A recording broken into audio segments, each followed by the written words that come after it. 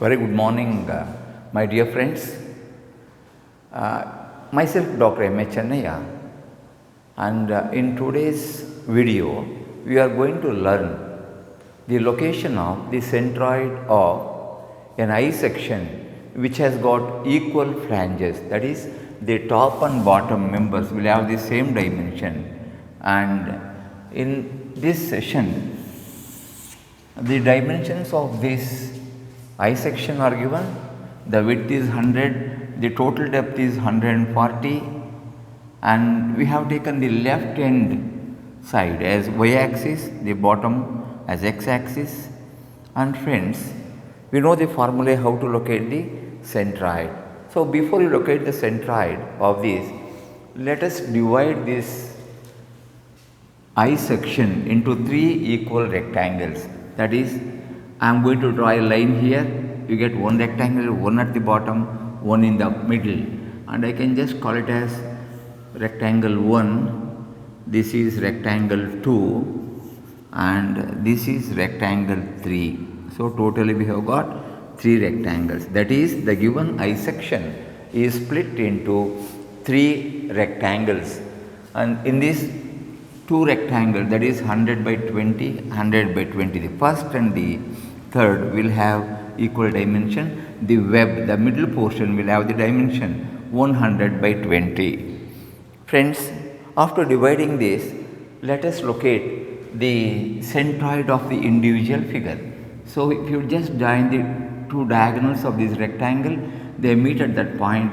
Since this is number 1, I call this as G1. The centroid of this rectangle. Similarly, for this you get centroid here, that I will call it as G2, centroid of the second rectangle. Third rectangle is G3. So we have got totally 3 rectangles, and by drawing these diagonals, we are able to determine or locate the centroids of the individual figures, namely G1, G2 and G3. Now, after locating the centroids of the individual figures, friends, let us find out what is x bar, that is, the distance of the centroid of the whole eye section from the y axis, and that is given by the formula, friends, a1x1 plus a2x2 plus a3x3 divided by a1 plus a2 plus a3. This is the formula used irrespective of the cross section. We have got 3 areas, so we written up to 3. We have got 4 areas, we will go up to 4, and again this term up to 4. Friends, let us find out what are these A1, A2, A3 and X1, X2 and X3. Friends, here A1 stands for the area of the uppermost flange, which has got dimension 120. It's a rectangle. A1 is equal to 100 into 20, that is equal to 2000 square millimeter. Likewise, the second figure is another rectangle which has dimension 100 by 20 again. So area 2 is again 100 into 20, that is equal to 2000 mm square or square millimeter. Finally, the bottommost flange has got the dimension 100 by 20. So area of that rectangle is equal to 100 multiplied by this 20. So areas of all these rectangles are the same, and this total area of the whole section is 6000 mm square or square millimeter, because that we are going to use in place of this A1 plus A2 and A3. Friends, what are these X1, X2, X3? If you look at this sketch, X1, X2, X3 are the distances of the section measured from the y axis. So here G1 is here, X1 is the distance from the y axis to G1, this horizontal distance. This is 100, that is by 2 will give you 50. So I will write down here X1 is equal to 50 mm. Likewise, friends, X2 from the same y axis up to here, again it has got the same dimension, that is 100 by 2, that is 50. Finally, this x3 is this distance, again that is equal to 50. x3 is equal to 50. Friends, if you make the substitution of all these in the problem or in the formula if you have got, let's see what the answer we are getting. So all the areas are same. So this is 2000 into x1 50 plus 2000 a2 into 50 plus 2000 into 50, that is the area of the bottommost flange, divided by a1 plus a2 plus a3. I have added all these areas, that comes to 6000. So friends, if you simplify this, you are going to get the answer x bar is equal to 50 millimeter.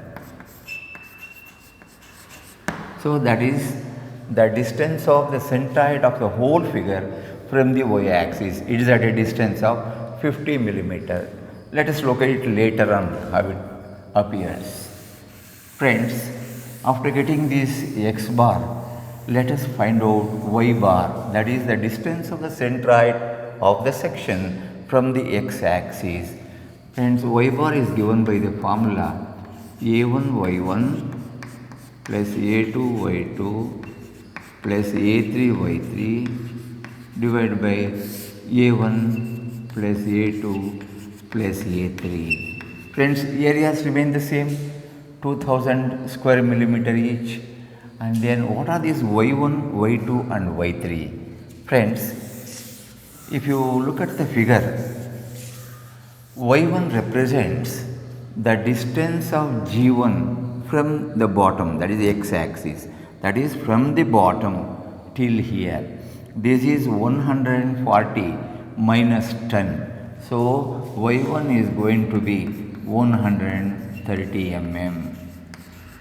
Similarly friends, g2 is the distance of the centroid of this rectangle from x-axis, that is from here to here. Friends, this gap is 50 and this is 20. So this is going to be 70 millimeter from the x-axis. So y2 is equal to 70 millimeter.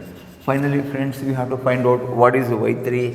y3 is the distance of the centroid of the bottommost flange, third figure, from the bottom. This is totally 20 and this side is just 10 mm. So we have got this as 10 millimeter. Friends, we have got all the areas. Let us substitute the values of this y1, y2, y3 etc. and locate this y dash or y bar. So area of the first figure is 2000 into y1 130 plus area 2 is again 2000 into y2 is 70 plus area 3 is 2000 into 10, that is the value of y3 divided by the total area a1 plus a2 plus a3, that is 6000. Friends, if you simplify this, you get the answer as 70 mm. So friends, by using the formulae, we are able to find out the values of both x bar and y bar, and you can represent this as centroid of this I section with equal flanges is given by x bar comma y bar, that is equal to 50 comma 70 mm. Both are in millimeter units. Friends, this concept of this location of centroid is very important, because when we take up problems on these moments of inertia, we need to find out the centroids of all the sections. So friends, here in this particular problem, you know very well, the section whatever you have got here has got equal flanges. Flanges at the top and the bottom, they are same, and this web has got a dimension, and this particular section is symmetrical about both vertical axis and also about the horizontal axis. That is, if you just cut this into two pieces vertically, you get identical pieces, two pieces, and similarly if you cut it horizontally through this G2, again you have got this. So, in this particular problem, even without calculation, we can say that the centroid lies here at a distance of 50 from the y-axis, 70 from here. 70 means what? This is 20 plus half of this.